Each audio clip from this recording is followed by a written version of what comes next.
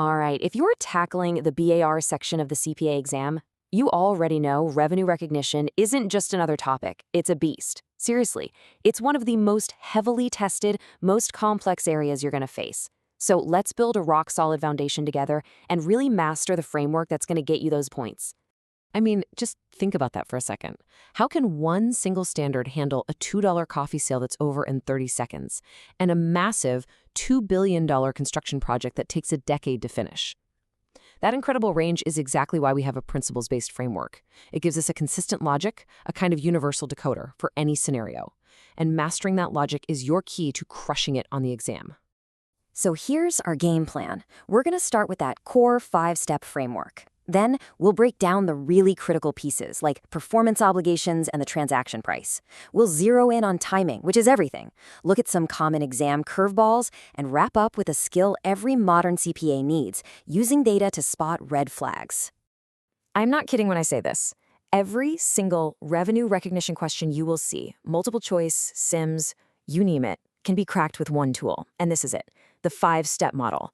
Don't just memorize the steps. You need to understand them as a logical process, a path you follow every single time. Here they are. First, you've got to have a valid contract. Simple enough. Second, you figure out exactly what you promised to deliver. We call these your performance obligations. Third, you nail down the price. Fourth, if you have multiple promises, you have to allocate that price to each one. And finally, the big one, the whole point of the exercise. You recognize revenue only when you've made good on those promises by transferring control to your customer. Okay, let's dive into step 2, because this is often the first place a complex problem can trip you up. You have to be able to look at a contract and break it down into its individual promises. Are you selling one single thing, or are you actually selling multiple distinct items all bundled together? The key word, the one you have to circle and underline in your brain, is distinct. A performance obligation exists for every single promise to deliver a good or service, as long as it's distinct from the other promises. So what on earth makes something distinct? Well, there's a 2-part test. First, is it capable of being distinct? This just means, hey, could the customer use this thing on its own? A smartphone? Yeah, for sure, you can use it right out of the box. And second, is it separately identifiable within the contract itself? This means the item isn't just one ingredient in a bigger recipe. For example, a phone and a service plan. Those are distinct. But the wheels and the engine of a car? Nope, those are just inputs to create one single item, the car. And this is exactly why it matters on the exam. Let's take a look at Northbridge Systems. They're selling a software license and an installation service together for one bundled price. Because that software and that service are distinct from each other, they count as 2 separate performance obligations.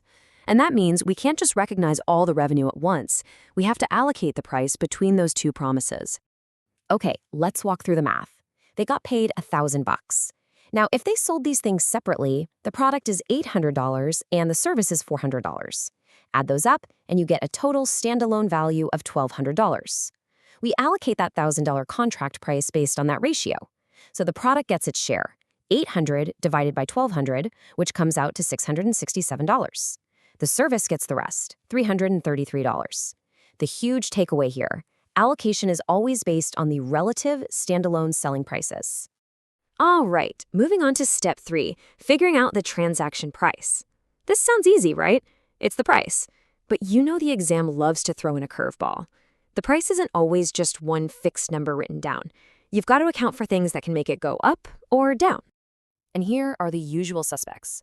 We call this variable consideration. It's anything that can change the final price. Think performance bonuses for finishing early, customer rebates, volume discounts, or even penalties for delivering late. We have to estimate what we think we're actually going to collect. But we can't just include any wild guess. We're held back by what's called the constraint. You can think of this as a rule of conservatism. It says you can only include that variable amount in your price if it's probable that you won't have to give it back later. You've got to avoid a significant reversal of revenue you've already booked. Let's make this real. ClearPoint Medical has a contract with a possible $50,000 bonus if they hit a certain milestone. So the question is, should they include that $50,000 in the transaction price from day one? It all comes down to their assessment. If they've got a long history of earning these bonuses and they're super confident they'll hit the targets, then yeah, it's probable a reversal won't happen. They can include it. But if it's a total long shot, they have to apply the constraint and leave it out for now. And just 2 other quick hits on the transaction price. If there's a big gap, Think more than a year. Between when you get paid and when you deliver, you might have a significant financing component and need to deal with interest. And, hey, if you get paid with something that isn't cash, like company stock, you just measure that at its fair value. All of that work, finding the promises, setting the price, allocating it all leads us to this, the grand finale, the most important step of all, step 5. When do we actually get to put that revenue on our income statement? It all boils down to one single concept. This is it. This is the golden rule of revenue recognition. You have to live and breathe this phrase. The trigger for recognizing revenue is the transfer of control. Not when the cash comes in, not when you send an invoice, it is when the customer gains control of the good or service you promised. So the next question is, does that control transfer all at once or does it happen gradually? If control transfers in a single moment, like a customer buying a book at a bookstore and walking out with it, we recognize the revenue at that point in time. But for other contracts, like a year-long subscription or a big construction project, control can transfer over time, and so we recognize the revenue over time too. This shows that overtime idea perfectly. Let's say you've got a 3-year contract to provide some super customized service. As you do the work each year, the customer is getting the benefit of that work right away. So we recognize a piece of the total revenue each year based on how far along we are. We don't just wait until the very end of year 3 to book everything. Okay, let's test this with a classic exam trap. Your company sells a 1-year subscription for $1,200. The customer pays you the full amount, cash in hand, on January 1st. On that day, how much revenue have you earned? The answer, and you have to burn this into your brain, is 0. A big, fat 0. Getting cash does not equal earning revenue. On day 1, you haven't done anything yet. You haven't delivered any of the service. No control has been transferred. So what do you have? You have $1,200 in cash, yes, but you also have a $1,200 obligation to provide a service for the next year. We call that a contract liability or deferred revenue. Then you'll earn that revenue bit by bit over the next 12 months. Okay, we've got the core model down cold. Now let's apply it to some of those special cases that the exam just loves to throw at you.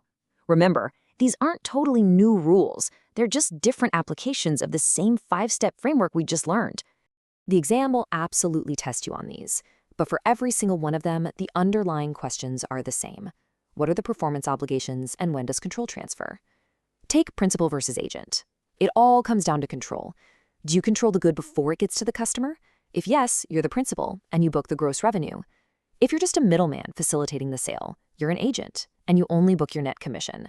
That same logic about control drives the answer for all these other scenarios. Let's switch gears and talk about a very modern, very testable skill. As a CPA, you're not just a rule follower. You're expected to be a skeptic, to use data to find things that don't look right. And the BR exam definitely reflects this. So let's put on our auditor hat for a minute. Imagine this pops up on your screen. An automated system flags an invoice for March, but the shipping records show the goods weren't actually delivered until April. Why is that a big deal? Because control likely didn't transfer until April. Trying to book that revenue back in March is a classic case of premature revenue recognition. This kind of timing mismatch between the paperwork and the actual performance is a huge red flag that you'd have to investigate. And just a quick practical note before we wrap up. On the exam, you know the numbers aren't going to be this nice and round. You'll see weird decimals and messy calculations. Don't let that throw you off. The core logic of the 5-step model never, ever changes. Focus on the process, not just the messy math.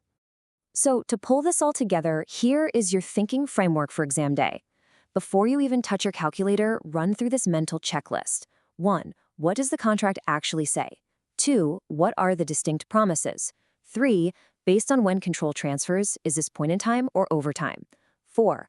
Are there any curveballs in the price, like variable consideration? And 5. Does the accounting actually match the reality of what happened? Use this structured approach every time and you will be ready to handle any revenue recognition question they throw at you.